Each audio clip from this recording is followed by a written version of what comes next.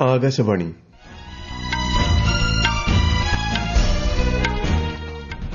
നമസ്കാരം. വാർത്തകൾ വായിക്കുന്നത് നരേന്ദ്രമോഹൻ.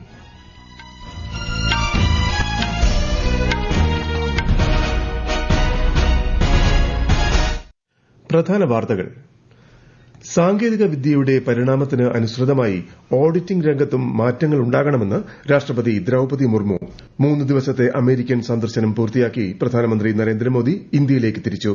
പീഡന പരാതിയിൽ നടൻ സിദ്ദിഖിന്റെ മുൻകൂർ ജാമ്യാപേക്ഷ കേരള ഹൈക്കോടതി തള്ളി. സിദ്ദിഖിനെതിരെ രാജ്യത്തെ വിമാനത്താവളങ്ങളിൽ ലുക്കൌട്ട് നോട്ടീസ്. നിയമസഭാ തെരഞ്ഞെടുപ്പ് നടക്കുന്ന ജമ്മു കശ്മീരിൽ രണ്ടാംഘട്ട വോട്ടെടുപ്പിനുള്ള ഒരുക്കങ്ങൾ പൂർത്തിയായി. 6 ജില്ലകളിലെ 26 മണ്ഡലങ്ങൾ നാളെ പോളിംഗ് ബൂത്തിലേക്ക്. ശ്രീലങ്കൻ പ്രധാനമന്ത്രിയായി ഹരിണി അമരസൂര്യ സത്യപ്രതിജ്ഞ ചെയ്ത് അധികാരമേറ്റു. വാർത്തകൾ വിശദമായി. സാങ്കേതിക വിദ്യയുടെ പരിണാമത്തിന് അനുസൃതമായി ഓഡിറ്റിംഗ് രംഗത്തും മാറ്റങ്ങൾ ഉണ്ടാകണമെന്ന് രാഷ്ട്രപതി ദ്രൌപദി മുർമു. രാജ്യത്തിന്റെ പൊതു ധനകാര്യ വ്യവസ്ഥയിൽ സുതാര്യതയും ഉത്തരവാദിത്തവും ഉറപ്പാക്കുന്നതിൽ comptroller and auditor general of India വഹിക്കുന്ന പങ്ക് സുപ്രധാനമാണെന്നും ശ്രീമതി മുർമു പറഞ്ഞു. ന്യൂഡൽഹിയിൽ 16ാമത് Asian organisation of supreme audit institution അസംബ്ലിയുടെ ഉദ്ഘാടന ചടങ്ങിൽ സംസാരിക്കുകയായിരുന്നു രാഷ്ട്രപതി. സിഎജിയുടെ പ്രവർത്തനങ്ങളിൽ നീതിപൂർവവും ധാർമ്മികവുമായ പെരുമാറ്റച്ചട്ടം കർശനമായി പാലിക്കപ്പെടുന്നുണ്ടെന്ന് രാഷ്ട്രപതി പറഞ്ഞു. 3 ദിവസത്തെ അമേരിക്കൻ സന്ദർശനം പൂർത്തിയാക്കി പ്രധാനമന്ത്രി നരേന്ദ്രമോദി ഇന്ത്യയിലേക്ക് തിരിച്ചു. പ്രധാനമന്ത്രിയുടെ അമേരിക്കൻ സന്ദർശനം വിജയകരമായിരുന്നുവെന്ന് വിദേശകാര്യ സെക്രട്ടറി വിക്രം മിസ്രി ന്യൂയോർക്കിൽ പറഞ്ഞു. നേപ്പാൾ പ്രധാനമന്ത്രി, കുവൈറ്റ് കിരീടാവകാശി, യുക്രൈൻ, പലസ്തീൻ പ്രസിഡന്റുമാർ തുടങ്ങിയവരുമായി പ്രധാനമന്ത്രി നടത്തിയ കൂടിക്കാഴ്ച ഫലപ്രദമായിരുന്നുവെന്നും വിദേശകാര്യ സെക്രട്ടറി അറിയിച്ചു. ആഗോള നന്മയ്ക്കായി ഡിജിറ്റൽ പൊതു അടിസ്ഥാന സൌകര്യങ്ങൾ പങ്കിടാൻ ഇന്ത്യ തയ്യാറാണെന്ന് പ്രധാനമന്ത്രി നരേന്ദ്രമോദി. പരമാധികാരത്തെയും അഖണ്ഡതയെയും ബാധിക്കാത്ത ആഗോള ഡിജിറ്റൽ ഭരണനിർവഹണമാണ് ആവശ്യമെന്നും പ്രധാനമന്ത്രി ഐക്യരാഷ്ട്ര പൊതുസഭയിൽ പറഞ്ഞു. സുസ്ഥിര വികസനത്തിന് പ്രാധാന്യം നൽകുന്നതോടൊപ്പം മനുഷ്യക്ഷേമം, ഭക്ഷണം, ആരോഗ്യ സുരക്ഷ എന്നിവയും ഉറപ്പാക്കണം. ആഗോള ഭാവി സംബന്ധിച്ച ചർച്ചകളിൽ മനുഷ്യ കേന്ദ്രീകൃത സമീപനം സ്വീകരിക്കണമെന്നും പ്രധാനമന്ത്രി വ്യക്തമാക്കി. ഉപരാഷ്ട്രപതി ജഗ്ദീപ് ധൻഖർ നാളെ ഉത്തർപ്രദേശ് രാജ്യാന്തര വ്യാപാരമേളയുടെ ഉദ്ഘാടന ചടങ്ങിൽ മുഖ്യപ്രഭാഷണം നടത്തും. രാജ്യാന്തര വ്യാപാരമേളയുടെ 2ാം പതിപ്പാണ് നാളെ മുതൽ ഈ മാസം 29 വരെ നടക്കുക. മേളയിൽ ഉത്തർപ്രദേശിന്റെ വ്യാപാരവും സംസ്കാരവും പ്രദർശിപ്പിക്കുന്നതിനൊപ്പം വിയറ്റ്നാമിനെ പങ്കാളിത്ത രാജ്യമായി ഉയർത്തിക്കാട്ടുകയും ചെയ്യും. അർഹരായ അവസാന വ്യക്തിക്കും സുസ്ഥിരവും സമഗ്രവുമായ വികസനം ലഭ്യമാക്കുന്നതിനായി നിയമനിർമ്മാണ സമിതികൾ ജനങ്ങൾക്കിടയിൽ സജീവമാകണമെന്ന് ലോക്സഭാ സ്പീക്കർ ഓം ബിർള.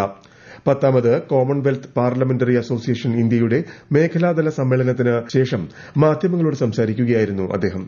ഒരു രാഷ്ട്രം ഒരു ഡിജിറ്റൽ പ്ലാറ്റ്ഫോം എന്ന ലക്ഷ്യം കൈവരിക്കുന്നതിനായി സംസ്ഥാന നിയമസഭകളുടെ ഡിജിറ്റലൈസേഷൻ പൂർത്തീകരണം സംബന്ധിച്ചും ചർച്ച നടന്നതായി ലോക്സഭാ സ്പീക്കർ അറിയിച്ചു. विधानसभाओं में इस बात की भी चर्चा हुई कि हम किस तरीके से अपनी अपनी विधानसभाओं को डिजिटलाइजेशन के काम को शीघ्र पूरा कर लें, ताकि वन नेशन वन प्लेटफॉर्म जो हमारा था उसको हम पूरे लक्ष्य के साथ पूरा कर पाए. मुझे खुशी है अधिकतम विधानसभाओं ने अपनी विधानसभा को डिजिटलाइजेशन कर लिया है और लोकसभा में आर्टिफिशियल इंटेलिजेंस का जो उपयोग कर हमने कई नए इनोवेशन किए हैं, उसकी तकनीकी ज्ञान भी और तकनीकी जो हमारी एक्सपर्टीज है वो भी सभी विधानसभाओं को हम सहयोग करेंगे. 5 ദിവസത്തെ സന്ദർശനത്തിനായി കേന്ദ്ര ധനമന്ത്രി നിർമ്മല സീതാരാമൻ ഉസ്ബെക്കിസ്ഥാനിലെത്തി. സമർഖണ്ഡിൽ ഏഷ്യൻ ഇൻഫ്രാസ്ട്രക്ചർ ഇൻവെസ്റ്റ്മെന്റ് ബാങ്ക് ഗവർണർമാരുടെ 9ാമത് വാർഷിക ബോർഡ് യോഗത്തിൽ ധനമന്ത്രി നാളെ പങ്കെടുക്കും. ഇന്ത്യയും ഉസ്ബെക്കിസ്ഥാനും തമ്മിലുള്ള ഉഭയകക്ഷി നിക്ഷേപ കരാറിലും കേന്ദ്രമന്ത്രി ഒപ്പുവയ്ക്കും. ഉസ്ബെക്കിസ്ഥാൻ, ചൈന, ഖത്തർ ധനമന്ത്രിമാരുമായി ശ്രീമതി നിർമ്മല സീതാരാമൻ കൂടിക്കാഴ്ച നടത്തും. ഉസ്ബെക്കിസ്ഥാനിലെ ഇന്ത്യൻ സമൂഹവുമായും ധനമന്ത്രി സംവദിക്കും. രാജസ്ഥാൻ സന്ദർശനത്തിന്റെ ഭാഗമായി കേന്ദ്രമന്ത്രി അശ്വിനി വൈഷ്ണവ് രാജസ്ഥാൻ മുഖ്യമന്ത്രി ഭജൻലാൽ ശർമ്മയുമായി കൂടിക്കാഴ്ച നടത്തി. ജയ്പൂരിലെ ഗാന്ധിനഗർ റെയിൽവേ സ്റ്റേഷന്റെ പുനർവികസന പ്രവർത്തനങ്ങളും അദ്ദേഹം വിലയിരുത്തി. സവായ് മധോപൂർ മുതൽ സുമർഗഞ്ച് മണ്ഡി വരെ ട്രെയിനിൽ സഞ്ചരിച്ച് റെയിൽവേ ട്രാക്ക് സംരക്ഷണ സംവിധാനമായ കവചിന്റെ പ്രവർത്തനം കേന്ദ്രമന്ത്രി പരിശോധിച്ചു. ഈ വാർത്തകൾ ആകാശവാണിയിൽ നിന്ന്. എംപോക്സിന്റെ പുതിയ വകഭേദമായ ക്ലേഡ് 1B രാജ്യത്താദ്യമായി കേരളത്തിൽ റിപ്പോർട്ട് ചെയ്ത സാഹചര്യത്തിൽ കർശന ജാഗ്രത തുടരുന്നു. UAE-യിൽ നിന്നും കഴിഞ്ഞയാഴ്ച എത്തിയ യുവാവിലാണ് വകഭേദം കണ്ടെത്തിയത്. മലപ്പുറത്ത് ചികിത്സയിലുള്ള രോഗിയുടെ ആരോഗ്യനില തൃപ്തികരമാണ്. പീഡന പരാതിയിൽ നടൻ സിദ്ദിഖിന്റെ മുൻകൂർ ജാമ്യാപേക്ഷ ഹൈക്കോടതി തള്ളിയ സാഹചര്യത്തിൽ അറസ്റ്റിനുള്ള ശ്രമം തുടർന്ന് പ്രത്യേക അന്വേഷണ സംഘം. സിദ്ദിഖിനെ കണ്ടെത്താനുള്ള ശ്രമത്തിന്റെ ഭാഗമായി ഹോട്ടലുകൾ കേന്ദ്രീകരിച്ച് പോലീസ് പരിശോധന നടത്തി. വിദേശത്തേക്ക് കടക്കാതിരിക്കാൻ രാജ്യത്തെ വിമാനത്താവളങ്ങളിൽ ലുക്കൌട്ട് നോട്ടീസ് പുറപ്പെടുവിച്ചിട്ടുണ്ട്.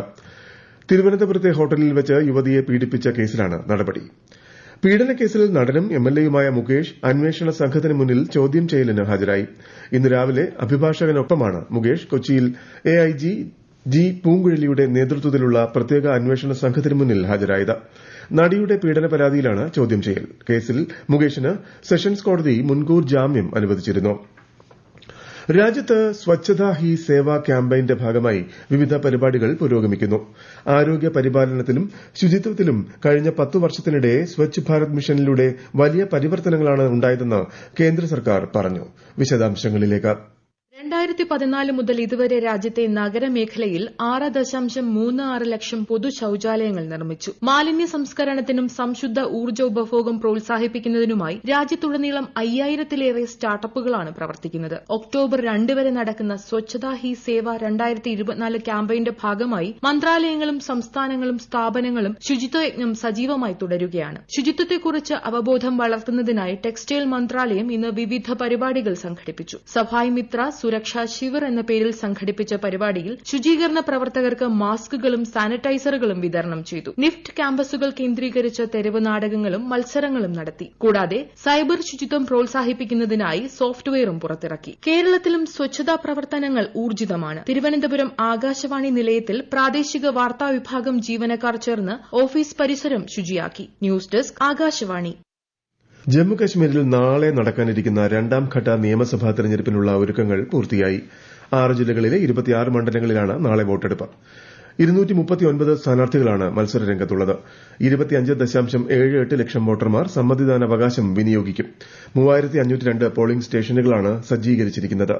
വെബ്കാസ്റ്റിംഗ് സംവിധാനവും കർശന സുരക്ഷയും ഏർപ്പെടുത്തിയിട്ടുണ്ട്. അവസാനത്തെയും 3ാമത്തെയും ഘട്ട തെരഞ്ഞെടുപ്പ് അടുത്ത മാസം 1 നടക്കും. അടുത്ത മാസം 8 വോട്ടെണ്ണൽ. ജാർഖണ്ഡ് നിയമസഭാ തെരഞ്ഞെടുപ്പിന് മുന്നോടിയായി മുഖ്യ തെരഞ്ഞെടുപ്പ് കമ്മീഷണർ രാജീവ് കുമാർ സംസ്ഥാനത്തെ മുഖ്യ തെരഞ്ഞെടുപ്പ് ഓഫീസർമാർ, പോലീസ് സേനാംഗങ്ങൾ, കേന്ദ്ര സായുധ പോലീസ് സേനാംഗങ്ങൾ എന്നിവരുമായി അവലോകന യോഗം നടത്തി.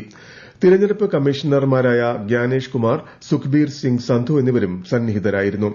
പണവും മറ്റും നൽകി വോട്ടർമാരെ അന്യായമായി സ്വാധീനിക്കുന്നത് തടയുന്നതിന് കേന്ദ്ര സംസ്ഥാന എൻഫോഴ്സ്മെന്റ് ഏജൻസികൾക്ക് കമ്മീഷൻ നേരത്തെ നിർദ്ദേശം നൽകിയിരുന്നു.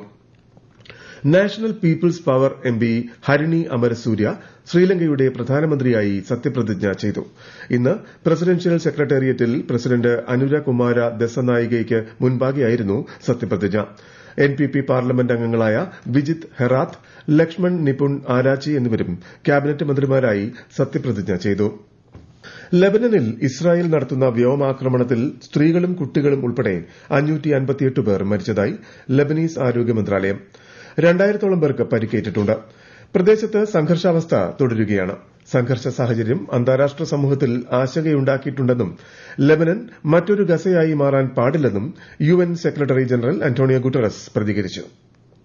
ചൈനയിൽ നടക്കുന്ന ചെങ്ഡു ഓപ്പൺ ടെന്നീസ് പുരുഷ ഡബിൾസിൽ ഇന്ത്യൻ താരം യുക്കി ഭാംബ്രി ഫ്രഞ്ച് പങ്കാളി അൽബാനോ ഒലിവെറ്റി സഖ്യം ഫൈനലിൽ പരാജയപ്പെട്ടു. ഫൈനലിൽ ഫ്രഞ്ച് സഖ്യത്തോടാണ് താരങ്ങൾ പരാജയപ്പെട്ടത്. പുകയിലയുടെ ഉപയോഗം തടയുന്നതിനും യുവാക്കൾക്കിടയിൽ അവബോധം സൃഷ്ടിക്കുന്നതിനും കേന്ദ്ര ആരോഗ്യ കുടുംബക്ഷേമ മന്ത്രാലയം പുകയില വിമുക്ത യുവജന ക്യാമ്പയിൻ 2.0യ്ക്ക് തുടക്കം കുറിച്ചു. പ്രധാന വാർത്തകൾ വീണ്ടും. സാങ്കേതിക വിദ്യയുടെ പരിണാമത്തിന് അനുസൃതമായി ഓഡിറ്റിംഗ് രംഗത്തും മാറ്റങ്ങൾ ഉണ്ടാകണമെന്ന് രാഷ്ട്രപതി ദ്രൌപദി മുർമു. 3 ദിവസത്തെ അമേരിക്കൻ സന്ദർശനം പൂർത്തിയാക്കി പ്രധാനമന്ത്രി നരേന്ദ്രമോദി ഇന്ത്യയിലേക്ക് തിരിച്ചു. പീഡന പരാതിയിൽ നടൻ സിദ്ദിഖിന്റെ മുൻകൂർ ജാമ്യാപേക്ഷ കേരള ഹൈക്കോടതി തള്ളി. സിദ്ദിഖിനെതിരെ രാജ്യത്തെ വിമാനത്താവളങ്ങളിൽ ലുക്കൌട്ട് നോട്ടീസ്. നിയമസഭാ തെരഞ്ഞെടുപ്പ് നടക്കുന്ന ജമ്മുകാശ്മീരിൽ 2ാംഘട്ട വോട്ടെടുപ്പിനുള്ള ഒരുക്കങ്ങൾ പൂർത്തിയായി. 6 ജില്ലകളിൽ 26 മണ്ഡലങ്ങൾ നാളെ പോളിംഗ് ബൂത്തിലേക്ക്. ശ്രീലങ്കൻ പ്രധാനമന്ത്രിയായി ഹരിണി അമരസൂര്യ സത്യപ്രതിജ്ഞ ചെയ്ത് അധികാരമേറ്റു. വാർത്തകൾ കഴിഞ്ഞു. അടുത്ത വാർത്താ പ്രക്ഷേപണം 8:35-ന്.